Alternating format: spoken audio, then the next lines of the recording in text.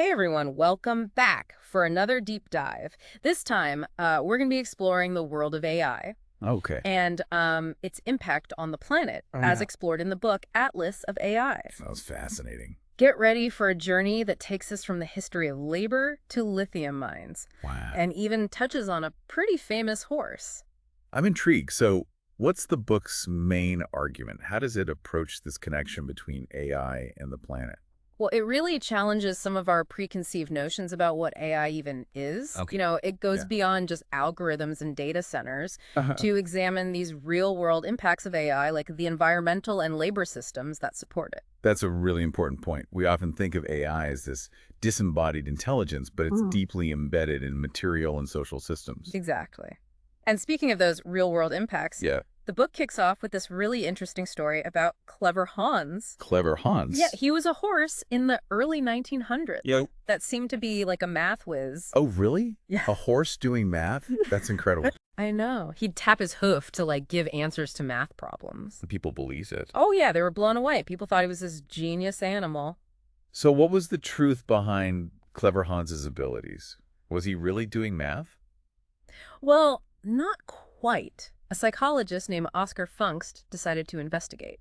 Smart move. Turns out Hans wasn't actually doing math. Hmm. He was picking up on these super subtle cues from his handler, Like what? like tiny changes in posture or breathing. Wow, so he was just really good at reading people, not numbers. Exactly. He was a master observer. Fascinating. And here's where the book connects it to AI. Okay. It uses this story to show how we often misunderstand artificial intelligence. Oh, so We think it's like a human brain, capable of independent thought, right. but it's actually relying on patterns and signals in the data it's trained on.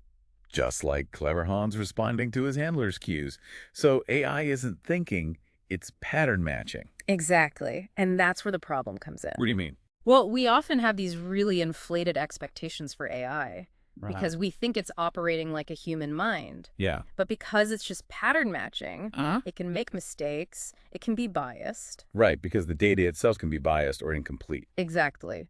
And we also tend to overlook all the costs associated with developing AI, both in terms of labor and resources. I see. So the Clever Hans story is a cautionary tale about not anthropomorphizing AI and recognizing its limitations. Exactly. And that leads perfectly into the book's next point Okay. about the often invisible human labor that powers all of this AI.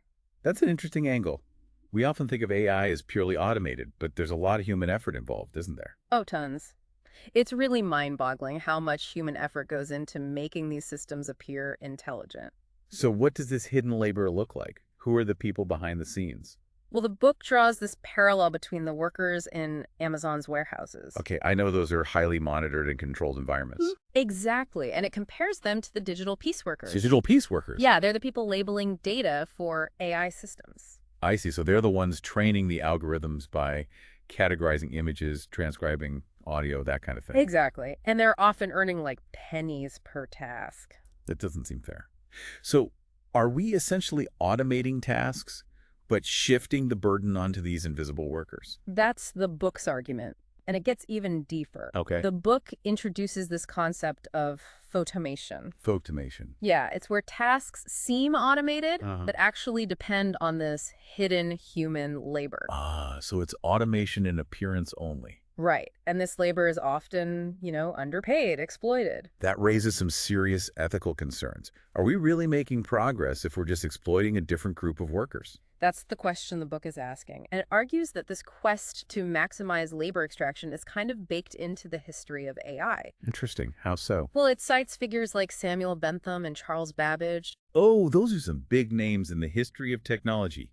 What do they have to do with AI? Well, they weren't directly involved in AI as we know it today. Right. This was way before computers. But they were really interested in controlling and optimizing human work. I can see the connection. Bentham, with his panopticon, a design for a prison where inmates could be constantly surveilled. And Babbage, with his difference engine, an early mechanical computer designed to automate calculations. Exactly. They were all about efficiency and control. And those ideas seem to have carried over into the development of AI. Right. So the book is saying that these issues surrounding AI aren't just about technology. Yeah. They're connected to these deeper social and economic forces that have been at play for centuries. That's a really thought-provoking point. It reframes the whole conversation about AI. And from there, the book shifts gears to examine the environmental costs of AI.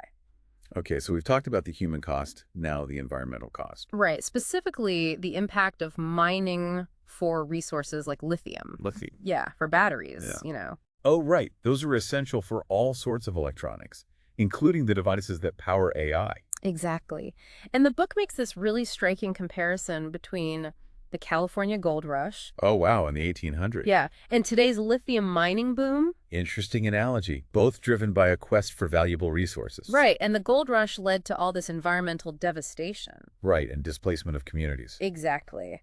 And the book is saying that the current rush for lithium is having a similar impact. So the sleek technology we associate with AI has a dark side, hidden in the mines where those resources are extracted. Exactly. The book takes us to places like Silver Peak, Nevada, Okay. where lithium extraction is leaving a lasting scar on the landscape. It's a powerful image, that contrast between the pristine tech gadgets and the harsh realities of their production. It really makes you think about the true cost of these technologies. And the communities and ecosystems that often pay the price for our technological progress. Yeah. So the book is urging us to consider the environmental footprint of AI. Definitely.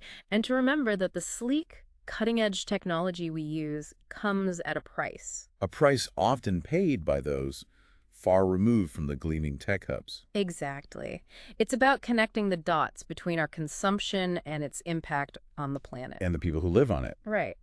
And the book makes another important point. What's that? It talks about how we tend to forget the historical context of resource extraction. Like a collective amnesia about the costs of progress. Yeah. We get so caught up in the shiny new thing Mhm. that we forget about the patterns of exploitation that have led us to this point. So Atlas of AI is calling for a more historically informed approach to technology development. Exactly. We need to remember those patterns if we want to create a more sustainable future. That makes sense.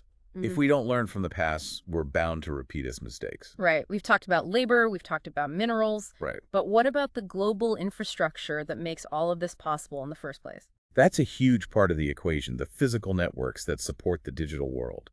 What does the book say about that? It discusses the transatlantic telegraph cables of the past, Wow, going way back. made from Southeast Asian latex, Interesting. and compares them to today's undersea cables. Oh, right, the ones carrying massive amounts of data around the world. Yeah, and it's difficult to even grasp the environmental impact of these cables. I can imagine. Laying those cables must disrupt marine ecosystems, and then there's the energy needed to power them. Right. And the book also highlights how these cables are linked to colonial networks. So AI infrastructure is built upon a history of colonialism and resource extraction. That's the argument. Yeah. And speaking of infrastructure, Yeah. the book paints this vivid picture of the NSA's Utah data center. Oh, wow, the one that stores vast amounts of data. Yeah, it looks like this totally ordinary building, but it consumes massive amounts of water. Really? Why so much water? For cooling the servers, all the computer equipment generates a ton of heat. I see. So even though we think of data as intangible, it has a very real physical footprint. Exactly, and that footprint is huge. The Utah data center is like a symbol of the unseen costs of AI. We think of data as weightless, but it takes a lot of energy and resources to store and process it. Right. It's like we're building these massive digital empires without stopping to consider the physical foundations they rest on. And those foundations have consequences. Exactly. And the book really pushes us to face these uncomfortable realities. Like the water consumption of data centers. Yeah, especially in regions already struggling with water scarcity. That's a major concern. And speaking of uncomfortable realities, what about data itself? Oh yeah, that's next. I'm ready. We all know that data is like the fuel driving AI. It's the raw material that algorithms learn from. Right. But the book reveals some pretty concerning aspects Okay. of how these massive data sets are created and used. Such as? Well, data is often presented as this neutral and objective thing. Right, just numbers and facts. But the book argues that that's far from the truth. How so? Because the choices we make about what data to collect, how to label it, how to use it, Right. those are all influenced by our own biases and assumptions. So data is inherently subjective. To some extent, yes. And the book uses the example of the NIST mugshot database Okay. to illustrate this point. What's the NIST mugshot database? It's a database of mugshots Okay. that was initially created for law enforcement purposes. Right, to help identify criminals. But guess what? Right. It's now being used to train facial recognition systems. Oh, wow. So images of people who were arrested, maybe even wrongly accused, are now being used to train AI systems that could be used to further surveil and control people. That's the issue. And the book raises questions about the ethics of that. It definitely raises some red flags, using images of deceased individuals, suspects, prisoners, Yeah. to build systems that could potentially target vulnerable populations. Right. That's very concerning. And it leads to the broader issue of classification in AI, which the book argues is deeply intertwined with power dynamics. Classification. Yeah, like how we categorize things. Right, putting things into categories. Right, because that's how AI systems make sense of the world. They learn to recognize patterns and make predictions based on how data is classified. Exactly. But the book is saying that even seemingly neutral categories can perpetuate biases and inequalities. Oh, I see. So the categories themselves can reflect existing biases in society. And those biases can then get baked into the AI systems. Right, and then those systems can further amplify those biases. Exactly. And the book uses this example of ImageNet. ImageNet. Yeah, it's a massive image database Right. that's used to train AI systems. Right. And it turns out it contained all these offensive and racist labels. Oh, wow. So the data itself was tainted. Yeah, revealing the biases of the people who created it. That's a huge problem. It means that even with good intentions, AI systems can inherit and perpetuate harmful biases. And the book connects this to the broader history of harmful classifications, like the classification of homosexuality as a mental disorder. Oh, right. That was used to justify discrimination and oppression for years. Exactly. And the book is saying that we need to be much more critical of how we classify data if we want to create AI systems that are fair and just. So classification isn't just a technical matter, it's a social and political one. The categories we use have real-world consequences. Exactly. And those consequences can be far-reaching, especially when it comes to AI. And that takes us to another really interesting area, affect recognition. Affect recognition. Yeah, it's this field that's trying to use AI to detect and classify human emotions. Whoa, so they're trying to teach computers to read our emotions. That Sure. sounds like something straight out of science fiction. It does, doesn't it? And it all starts with this guy named Paul Ekman. Okay. He was a psychologist Uh-huh. who believed that humans share a set of universal emotions. Universal emotions. Yeah, like happiness, sadness, anger, fear. Okay, so regardless of culture, everyone experiences these basic emotions the same way. That was his theory. And to test it, he traveled to Papua New Guinea in the 1960s Oh, wow. Why Papua New Guinea? to study the four people. Okay, They were relatively isolated from Western culture at the time. I see. So he wanted to see if his theory held true in a very different cultural context. Exactly. He showed them pictures of facial expressions Okay. and asked them to identify the emotions being expressed. Did his theory hold up? Well, it's complicated. The book mentions that his findings have actually been challenged by a lot of other researchers. Oh, really? So maybe emotions aren't as universal as he thought. It seems that way. Many researchers now argue that emotions are shaped by cultural and contextual factors. That makes sense. You know, what might be considered polite in one culture could be seen as rude in another. Exactly. And even Ekman's own research Mm-hmm. showed some variations in how the four people interpreted certain emotions. So teaching AI to recognize emotions might not be as straightforward as just feeding it a bunch of labeled photos of faces. It's far more nuanced than that. And the book highlights the dangers of reducing complex human emotions to these simplified categories for the sake of computation. It's like trying to fit the richness of human experience into a spreadsheet. Exactly. Yeah. And the book argues that AI systems may not be as accurate at detecting emotions as they claim. That makes sense. Emotions are so complex and layered. Right. And it also raises questions about the ethics of trying to automate something as personal as emotion recognition. So is this whole field of affect recognition controversial? It is, very much so, especially since it's already being used in various contexts like hiring practices, marketing, even law enforcement. Wow, that's a little scary. It feels like we're opening a Pandora's box by trying to automate something as subjective as human emotion. And the book is calling for greater scrutiny of these technologies and the assumptions upon which they're built. Okay, so we've gone from emotion reading AI to the book's next topic, which sounds straight out of a dystopian novel. Oh, what's that? The use of AI by governments and intelligence agencies. For surveillance. And control. That's definitely unsettling. Does the book provide any concrete examples of this? It starts with the Snowden archive. Oh, right. The one that exposed the NSA's vast surveillance programs. Yeah, that was a huge scandal when it broke. It was a major turning point in public awareness about government surveillance. And the book draws some parallels Okay. between the NSA's programs like Treasure Map and Fox Acid. Those names sound ominous. And commercially available surveillance tools like Amazon Ring. So the government is using AI to track our movements and communications.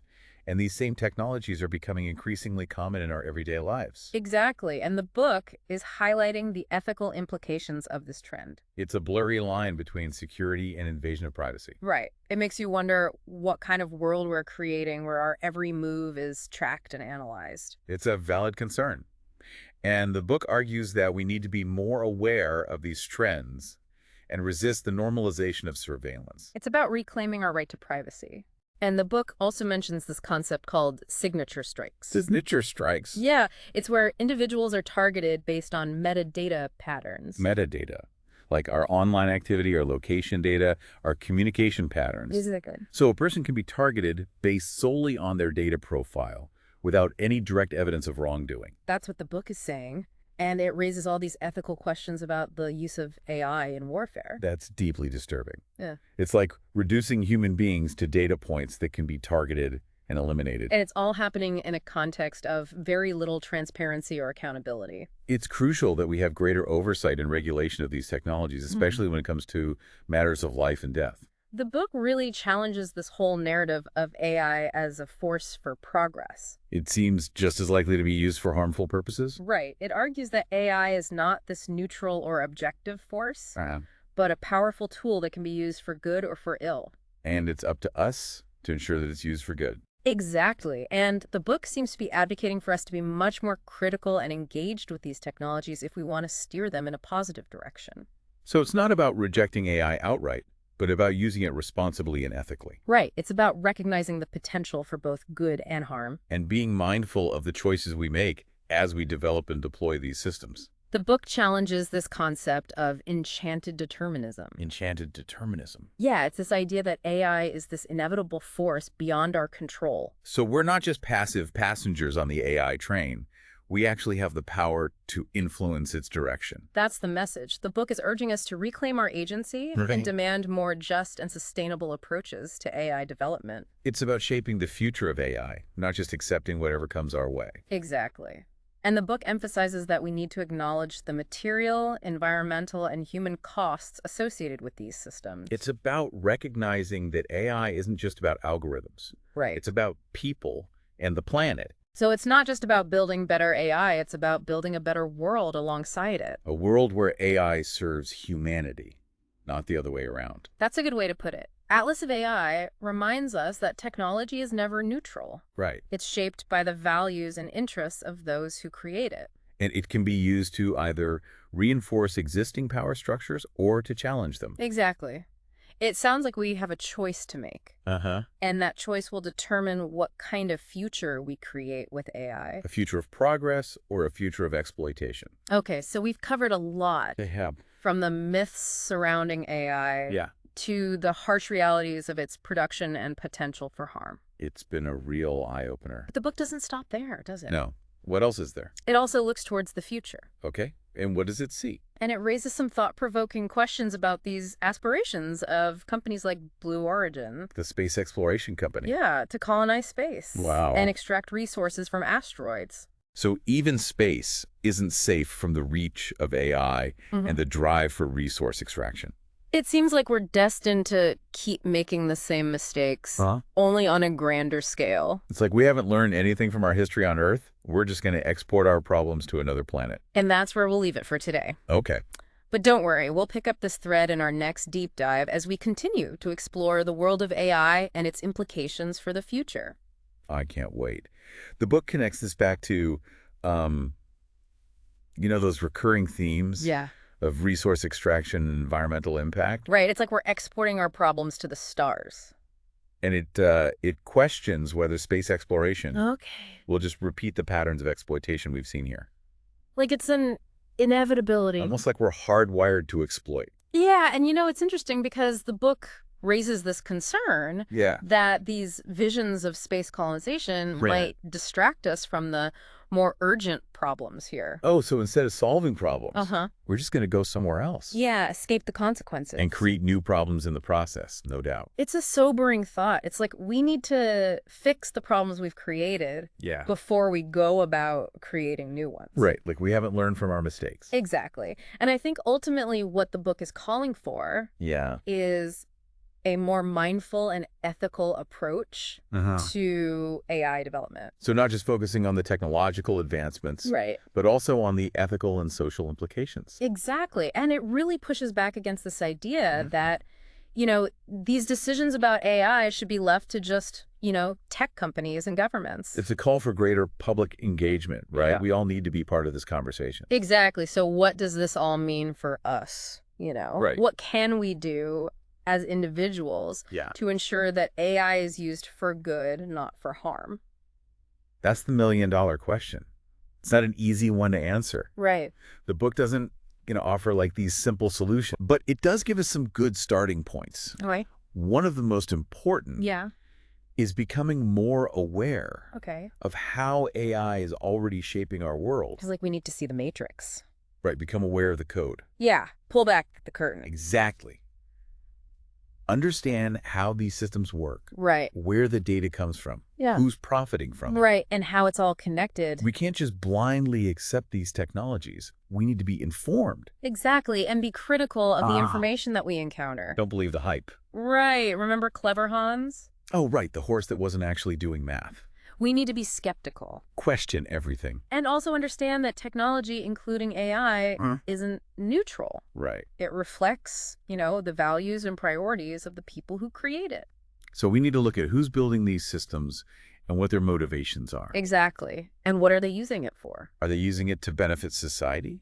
Right. Or to profit at our expense? And we need to demand more transparency. Definitely. From these companies and governments. Make them accountable. What data are they collecting? How are they using it? Right. Who benefits? These are all crucial questions. And we need to be mindful of the potential for AI to be used for surveillance and control. Both by governments and by corporations. Remember those parallels between the NSA's programs and things like Amazon Ring? It's a slippery slope. It's all connected. We need to reclaim our right to privacy. Yes, and control over our own data. It's our data, not theirs. And we can't forget about the people behind the algorithms. Right. The human costs. We need to advocate for fair wages and ethical working conditions. For everyone. For everyone involved in the AI industry.